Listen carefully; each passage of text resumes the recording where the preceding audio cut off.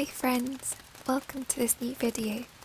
Today I want to introduce some cozy fantasy books to snuggle up with in the remaining days of winter looming ahead of us. I know that a lot of people struggle around this time of year to get through the winter days. Spring seems so far away, but I personally love being able to make the most of each season, and during these colder seasons when you can snuggle up with a good book and a cozy blanket, I want you to be able to enjoy the remaining days of winter. So in this video I'm going to recommend some wintry books for you to enjoy until spring comes around. Let's get started.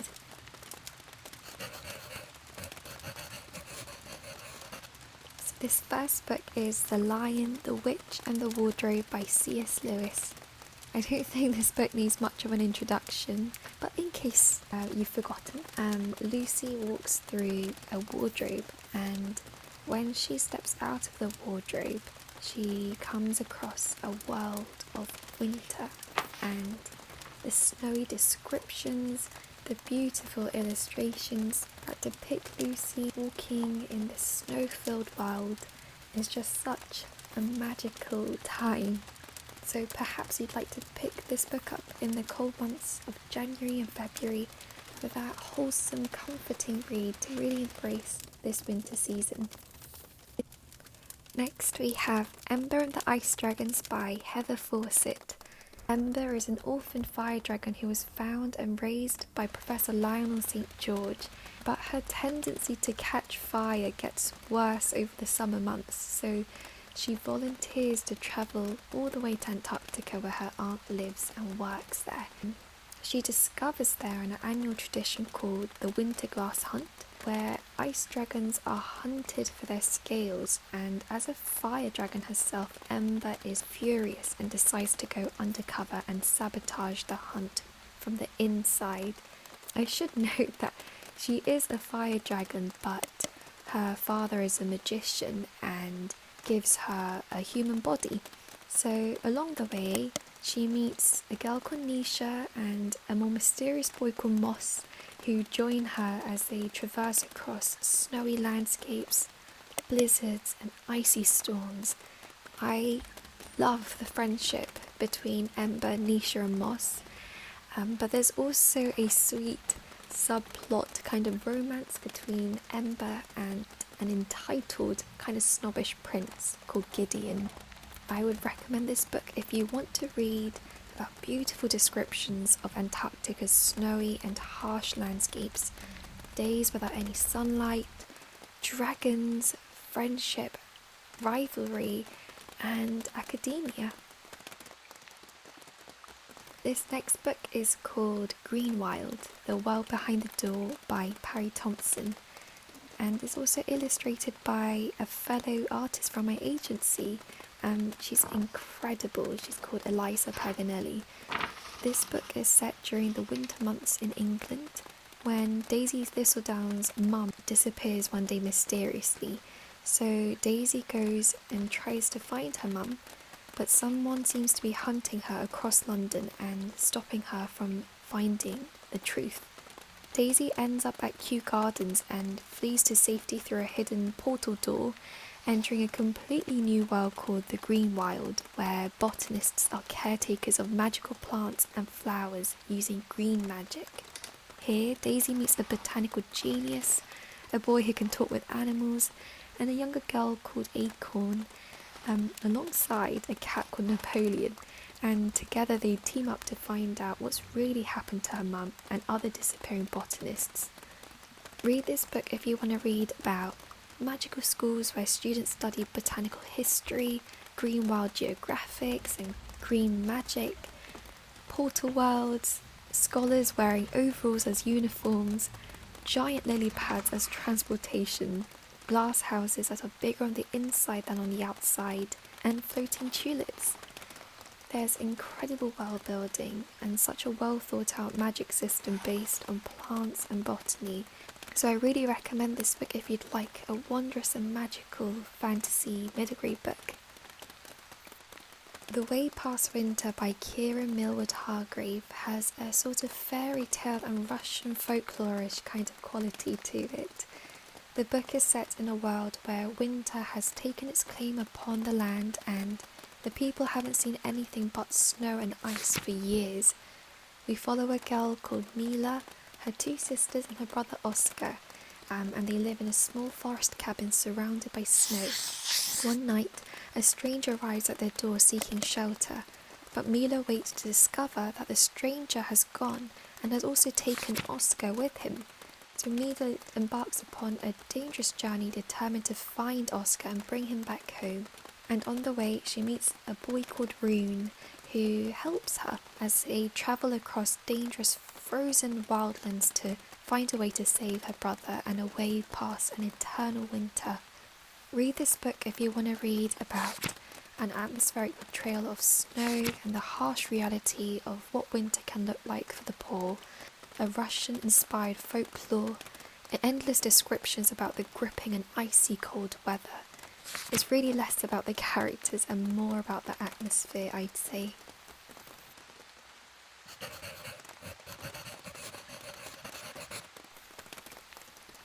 Shadow and Bone by Leigh Bardugo has become a classic in YA fantasy.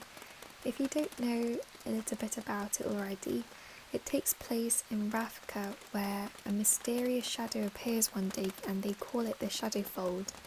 Here there are monsters who feast on human flesh, but the military regularly has to send soldiers across this fold so that they can carry on trading. Alina Starkov works as a cartographer in the military, so when it's her regiment's turn to enter the Shadowfold, she enters alongside her best friend Mal. But their regiment is attacked, and when Mal is fatally injured, Alina's dormant power is revealed, which not only saves Mal's life, but also could be the key to saving her country. She's then whisked away to the royal court to be trained as a member of the Grisha, a magical elite led by the Darkling. Read this book if you want to read a book with a trope where the main character discovers that they have powers that they never knew they had before, different magical classes and elemental powers, a school environment with heavy textbooks but also brutal combat training, and descriptions of a harsh landscape with snow-clad lands, a setting inspired by early 19th century Russia and multiple love interests. The pacing is quick, and the plot ropes you in immediately if you literally want to fall into a world this winter. 6 Crimson Cranes by Elizabeth Lynn is a sort of retelling. Shiori is the princess of Kyoto and forbidden magic runs through her veins. Although she normally hides it well, she loses control on the morning of her betrothal ceremony and ends up catching the attention of her stepmother.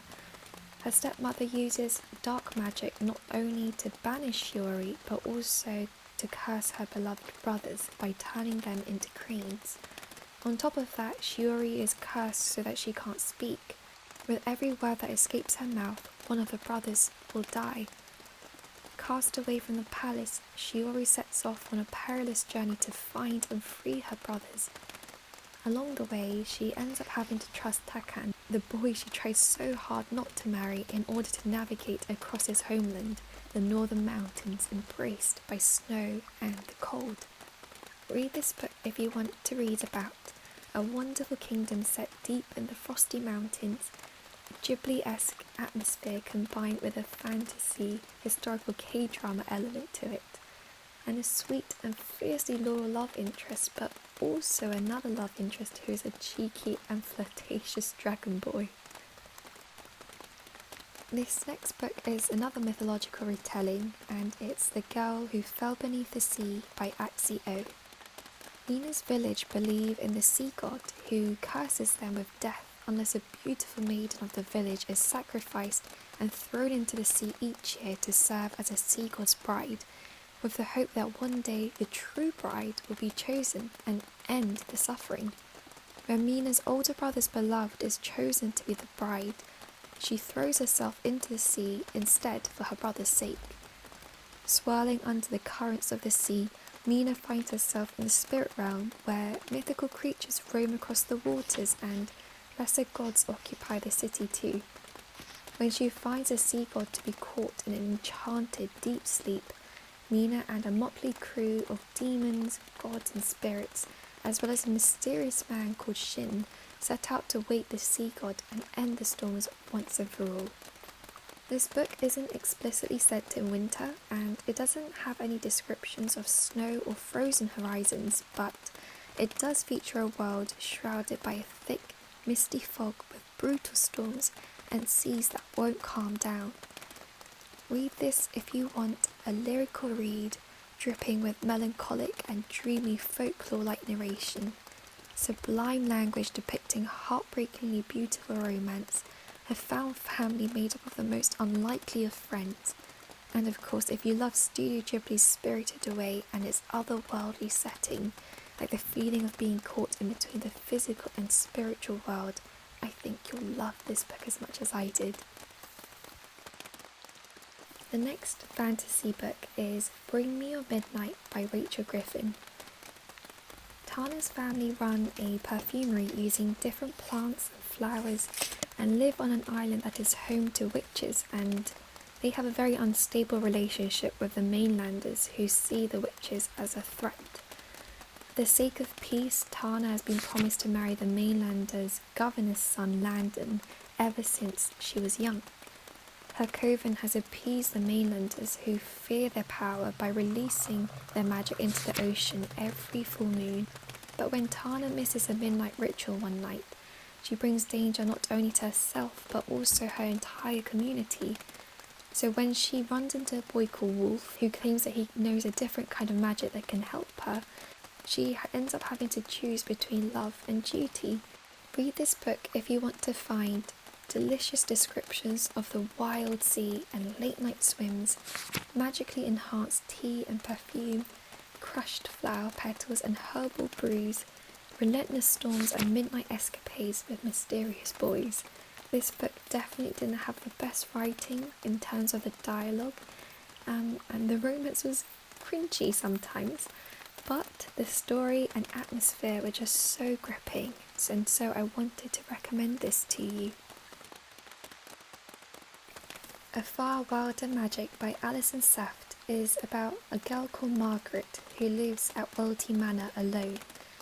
She takes care of the empty house on the outskirts of a town that doesn't want her, as she waits for her mother to return home. When Margaret spots the legendary Halla, a living mythical creature in the woods outside the manor, she knows that the half-moon hunt will take place very soon in her town. Whoever kills the Halla will earn not only fame and riches, but will also be able to unlock an ancient magical secret. Margaret is a sharpshooter and wants to register for the hunt with the hopes that it will finally bring her mum home. But only teams of 2 can register, and she needs an alchemist to pair up. So when Wes Winters, a failing alchemist apprentice, arrives at her doorstep, she reluctantly allows him to stay on the condition that he must join the hunt with her. Read this book if you want a grumpy sunshine, swoon-worthy romance where the girl is begrudging and the boy is a big flirt. A hauntingly beautiful prose of cold and hollow manners, misty breaths in freezing woods, a backdrop of constant rain and stormy nights, late night studying and doodles in textbooks. First up, in the adult fantasy books category, we have Emily Wild's Encyclopedia of Fairies by Heather Fawcett. This is the same Heather Fawcett who wrote Ember and the Ice Dragons, so I think she must adore winter. Emily Wild is a genius professor at Cambridge studying fairies, and she's determined to write the world's first encyclopedia on fairy lore. While she is an excellent scholar, she's not very good with people and prefers to spend her time studying the fair folk and in the company of books. For her research, Emily travels from England across the sea to a snowy village in Ljosland, which is an alternate version of Iceland. She doesn't make a very good impression on the village people, but when her academic rival Wendell Bamblebee turns up at the village as well, he manages to charm them straight away, much to her annoyance. Emily isn't really sure who he is and what Wendell really wants, but when he appears to want to help her with her academic research, the two of them set off across icy terrains to discover the secrets of the elusive fairies who live in a forest outside the town. Read this book if you want to read a book written in the style of journal entries and academic footnotes, a village deeply nestled in snowbound forests, scholarly bickering and banter between academic rivals, a slow burn romance with both flirty and sincere professions of love, icy and imperious fairies who live and dance in the slumbers of winter. Upon a Frosted Star by M.A. Kushner is set during the 1920s London. Every year, on the first snowfall of the year, invitations to a grand and mysterious party appears around the city without any warning. When struggling artist Forster finds an invitation, he gets swept up by the magic of the evening and locks eyes with a mysterious girl, only for her to disappear a second later. Intrigued as to who is behind these lavish parties, Forster finds himself getting deeper and deeper into the tragedies and mysteries surrounding an abandoned manor and a cursed ballerina who is desperate to be free. This book is a retelling of Swan Lake, and if you're a fan of the night circus, I think you might like this one. Read this book if you want to read about the roaring 20s and glamorous Gatsby-esque parties, ethereal and poetic prose of snow that you'll want to constantly be highlighting, pining between two lovers with an air of tragedy haunting them, and the quiet, grueling doubts of a painter struggling to survive. This next book is Babel by R.F. Kuang, and it has become one of my favourites. Set in the early 19th century, Robin Swift is an orphan in Canton and is brought to London by the mysterious and detached Professor Lovell. Thrust into a world of academia, Robin trains for years in Latin, ancient Greek and Chinese, all to prepare him for the day that he'll enroll in Oxford University's prestigious Royal Institute of Translation, also known as Babel. Babel is a world centre for translation and silverworking. It's the art of manifesting the meaning lost in translation using enchanted silver bars. Silverworking has made the British unparalleled in power and a force behind the British Empire's quest for colonisation. The university represents everything that he's longed for: companionship, knowledge and education. But he soon realises that serving Babel means betraying his motherland. Read this book if you want to experience dark academia at its most epic and tragic, a ruthless examination and biting social commentary on colonialism. If you want to tear your eyes out and heart over morally grey characters that tug at your heartstrings, mysterious secret societies and clandestine meetings on rainy evenings, Oxfordian libraries and late-night deranged studies over exams, and a deep appreciation for the art and science behind translation. Note that I wept uncontrollably as this book reached its concluding chapters.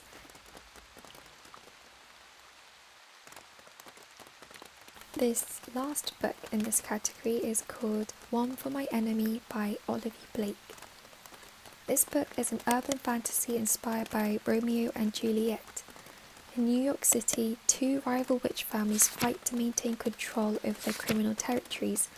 One family is made up of the Antonova sisters, who serve their mother, coined Baba Yaga, and they supply premium intoxicants under the guise of a magical shop with alluring perfumes, lotions and creams. The other family is made up of the Fedorov brothers, who serve their father, known as Koshai the Deathless, and they dominate the shadows of magical Manhattan. When 12 years of strenuous stalemate is upended by bad blood, both families are brought to the precipice of disaster as brothers and sisters from both sides are thrown into a chaotic testing of love, betrayal and faithfulness. Read this book if you want to read about characters falling in love in the shadows of a cold and wintry New York, heart-wrenchingly tender, forbidden love, and pining over lost years, brotherly loyalty and sisterly love, the unpredictable and untrustworthy nature of morally grey characters with a fast-paced plot and wickedly erudite characters.